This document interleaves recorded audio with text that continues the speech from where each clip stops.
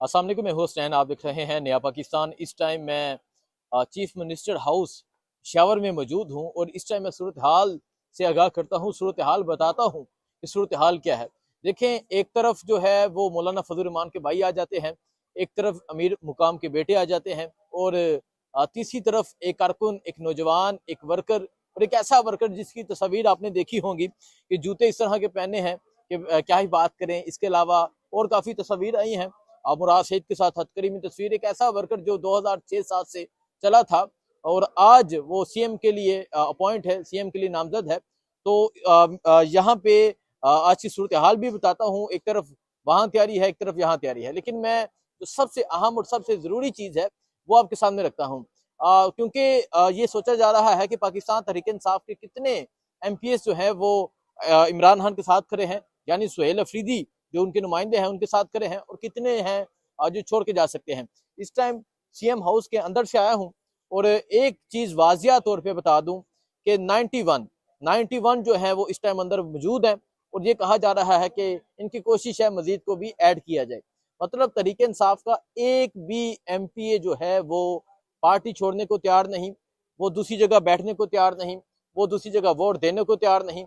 और रात के इस वक्त तक यहाँ तमाम MPs मौजूद हैं और अहम इजलास जारी है। तहरीक इंसाफ के इस्लामाबाद से तहरीक इंसाफ के मरकजी कायदीन भी यहाँ पहुंचे हैं और यहाँ पहुंच के अहम इजलास जारी है। सुबह ये तमाम लोग एक काफिले की सूरत में जाएंगे, असम्बली जाएंगे और असम्बली पहुंच के वोट जो है वो कास्ट किया जाएगा। पहले मैं आपको यहाँ सीएम हाउस की सूरत हाल दिखा दूं। आप खान साहब भी आए हैं जी, कैसे हैं आप? ठीक है, अल्हम्दुलिल्लाह। आप लोग को मैं सलाम भी पेश करता हूँ। बहुत शुक्रिया, बहुत शुक्रिया। बात करते हैं आपसे। ये वजीरस्तान से हमेशा डयाला जेल भी पहुंचते हैं और जहाँ दिखाते जाएं जी, ये आप देखें, यहाँ पाकिस्तान तहरीके इंसाफ के जो वर्कर्स हैं वो इस टाइम तक पहुंचे हुए हैं। जो MPs के साथ आए हैं वो लोग यहाँ पर मौजूद हैं और ये सूरत हाल है यहाँ पर सीएम हाउस में।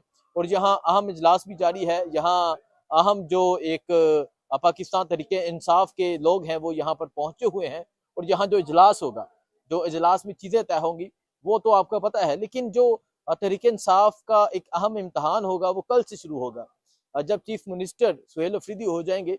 अभी तो बहुत रास्ते अटकाए जा रहे हैं, अभी रोड़े अटकाए जा रहे हैं, रास्ता रोकने की कोशिश की जा रही है, लेकिन अभी तक फिलहाल सूरत हाल ये है कि पाकिस्तान तहरीक इंसाफ की जो तादाद है, पाकिस्तान तहरीक इंसाफ के जो MPs हैं वो इस टाइम तक मुकम्मल है, इस टाइम तक तमाम तादाद मुकम्मल है। एक भी MP जो है वो पार्टी छोड़ने को तैयार नहीं है। ये पंजाब जो 26वीं आईनी तरमीम हुई थी, आपने देखा था कि अचानक से तहरीक इंसाफ के MNA पहुंचते हैं और 26वीं आईनी तरमीम हो जाती है। लेकिन ये जनाबे वाला ये हैबर पख्तूनख्वा है, ये पठानों का सूबा है, यहाँ पख्तून कौम रहती है, यहाँ इज्जत वाले गैरत वाले लोग रहते हैं और ये अपने नजरिए पे, अपने वोट पे समझौता नहीं करते। और ये जिसके साथ खड़े होते हैं डट कर खड़े होते हैं, जिसका साथ देते हैं डट कर साथ देते हैं, जिसकी दुश्मनी करते हैं उसकी भी डट कर दुश्मनी करते हैं। ये 1 इंच भी पीछे नहीं हटते और ये अपने MPs को, अपने हुद्देदारान को भी यही पैगाम देते हैं कि पीछे नहीं हटना, साथ देना है, भरपूर साथ देना है। तो ये सूरत हाल है जी और सूरत हाल वाजिया हो चुकी है।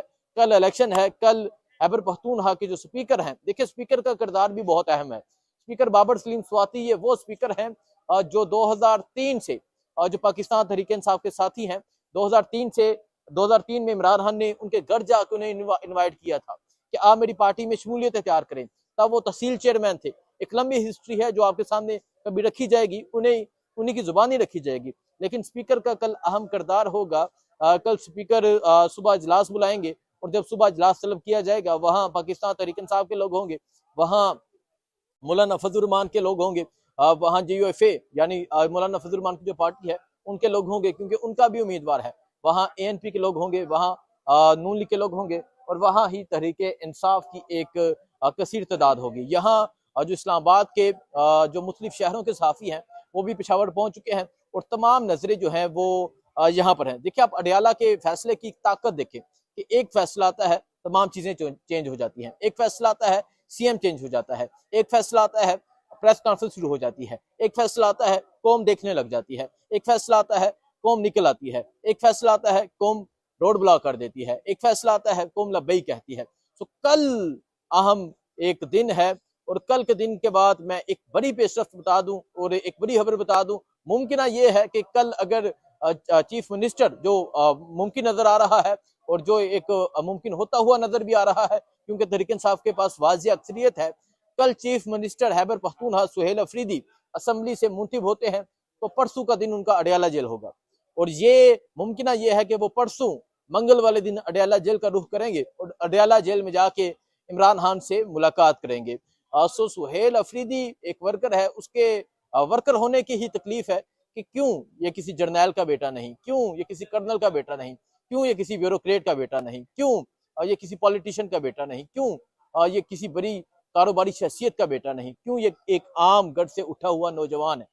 इसी चीज की तकलीफ है और इसी तकलीफ की वजह से आज ये तमाम प्रेस कॉन्फ्रेंस की जा रही है, आज ये तमाम चीजें की जा रही हैं, आज ये तमाम हरबे इस्तेमाल किए जा रहे हैं। कभी दहशतगर्दों के साथ जोड़ा जाता है, कभी स्मगलर्स के साथ जोड़ा जाता है, कभी ब्लैक मनी लॉन्ड्रिंग करने वालों के साथ जोड़ा जाता है। तो ये तमाम चीजें चल रही हैं, लेकिन कल का दिन आपको दिखाएंगे, कल की सूरत हाल आपको दिखाएंगे, तमाम चीजें आपके सामने रखेंगे। इस टाइम आप यहाँ ये सीएम हाउस का माहौल देख लें, आप लॉन में देख लें जी, यहाँ तहरीक इंसाफ के वर्कर्स की एक कसीर तादाद जो है वो पहुंची हुई है। और ये जो वर्कर्स हैं ये कल असम्बली के अंदर भी मौजूद होंगे और ये कल असम्बली के बाहर भी मौजूद होंगे। और कल जो असम्बली का माहौल होगा वो भी आपके सामने रखेंगे और इजलास में क्या चीजें तय होती हैं, इजलास में क्या डिस्कशन होती है, अब कितनी तादाद है, क्या चीजें हैं, तादाद तो मुकम्मल है, लेकिन किस तरह ये मूव होते हैं, किस तरह ये जाएंगे, कल असम्बली का माहौल क्या होगा, तमाम चीजें इंशाल्लाह आपको बताते रहेंगे, अपडेट देते रहेंगे। दुआ में याद रखें। अल्लाह हाफिज।